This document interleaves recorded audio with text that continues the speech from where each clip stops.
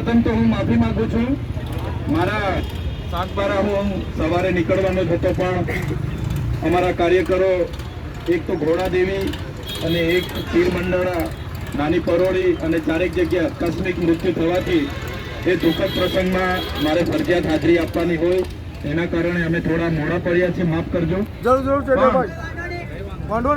તમારી જે માંગણીઓ છે, આપણે શંખવાવના કાર્યક્રમના દિવસે જે તમારા આગેવાનો મને મળ્યા હતા, એમણે મને એ માંગણીઓ આપી છે અને તમામ માંગણીઓ મેં એનો અભ્યાસ પણ કર્યો છે અને બધી જ માંગણીઓ મેં જોઈ તો 10 જેટલી જે માંગણીઓ છે તમારી વ્યાજબી છે.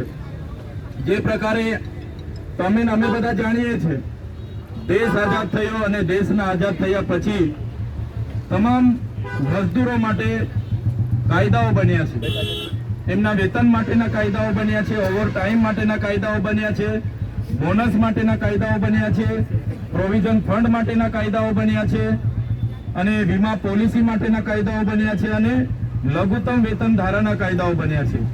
ત્યારે તમારી માંગણીઓ મેં જોઈ, તમારી માંગણીઓ વ્યાજબી છે અને જે પ્રકારે આજે જે ગોલ્ડી સોલરમાં તમે કામ કરો છો અને તમારી સાથે જે અસમાનતાનો ભેદભાવ થાય છે, અસમાનતા થાય છે, ત્યારે એની રજૂઆત કરવા માટે આપણે આવ્યા છે.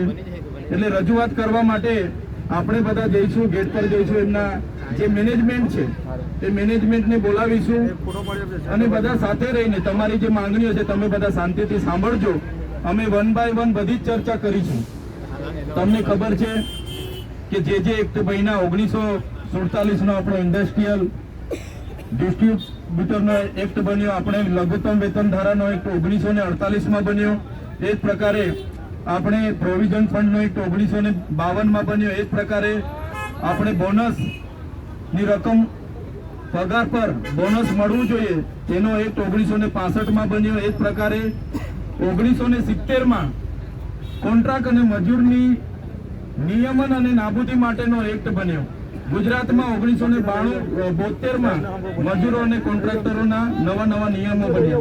એ જ પ્રકારે 24 એપ્રિલ 2023 ના રોજ શ્રમ આયોગની કચેરી દ્વારા લઘુત્તમ વેતન ધારાની દરેક ગાઈડલાઈનો બની, એ પ્રમાણે બધાને લઘુત્તમ વેતન ધારો મળવો જોઈએ.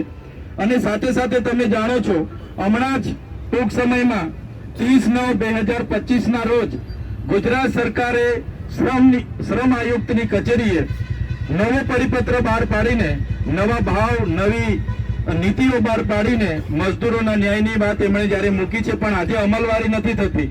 સાથે સાથે એમણે અનુસૂચિત 6 માં આવતા, અનુસૂચિત 4 માં આવતા લેબરો માટે જેમને આપણે કુશળ, બિનકુશળ, અર્ધકુશળ ની વ્યાખ્યા આપીએ છીએ, એમના માટે પણ જે નિર્વાહ ભત્તાની વાત છે એ પણ આજ દિન સુધી આપણને કોઈ મળતું નથી.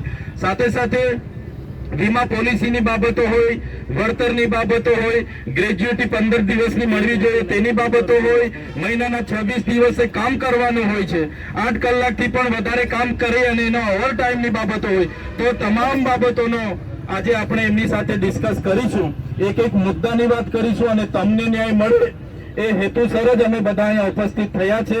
અને અમારું કામ, અમારી તમામ ટીમ અહીંયા ઉપસ્થિત છે, તો તમને ન્યાય અપાવીને જ અમે જઈશું. અને જે પણ ત્યાં ચર્ચા થશે એ મેનેજમેન્ટ સાથે જે પણ ચર્ચા થશે એની સાથે તમારા આગેવાનો પણ અમારી સાથે રહેશે, એની પણ ચર્ચા કરીશું. આગળ પણ તમે મળ્યા છો, તમને એમને બાંહેધરી આપી અને એમણે નથી મંજૂર કર્યું, ત્યારે જ આજે ફરી આપણે આવવું પડ્યું છે. અને હું તો તમને એટલી સુધી બાંહેધરી અને ખાતરી આપું છું, અમે બધી જ તૈયારીઓ સાથે આવ્યા છે. કંપનીમાં અમને અઠવાડિયાના ગેટ પર બેસવું પડે છે, અઠવાડિયાના કપડા લઈને જ અમે આવ્યા છે. એટલે કોઈ ચિંતા કરવાની જરૂર નથી. આપણા જે અધિકારની વાત છે, જે ગુજરાત સરકારે મોટી જાહેરાતો કરી કે મજદૂરોને આટલો ન્યાય મળવો જોઈએ, આટલા વર્ષ કામ કરે એમને કાયમી કરવા જોઈએ, 85% સ્થાનિકોને કાયમી રોજગાર મળવો જોઈએ, જે સંવિધાનમાં પ્રાવધાન છે, સરકારે નીતિ નિયમો બનાવ્યા છે, એ પ્રમાણે જ આપણે વાત કરવાના છે અને એ પ્રમાણે તમને ન્યાય અપાવવાના છે. ત્યારે મારી સાથે તમામ આગેવાનો અહીંયા ઉપસ્થિત થયા છે. પિયુષભાઈ પટેલ છે, તેજસભાઈ પટેલ છે, સ્નેહલભાઈ વસાવા છે, શિરીષભાઈ ચૌધરી છે, રજનીભાઈ વસાવા છે, સંદીપભાઈ વસાવા છે, આપણા માંગરોળના તમામ આગેવાનો છે, કિરણભાઈ છે, સંજયભાઈ છે, અનંતભાઈ છે, રણજીતભાઈ છે, બધા જ આગેવાનોનો અમારો ધ્યેય એ જ છે કે તમને ન્યાય મળે. અમારા અંકલેશ્વરના સંગઠનના પ્રમુખ પણ નીતિનભાઈ એમની ટીમ સાથે તમારા ન્યાય માટે આવેલા છે.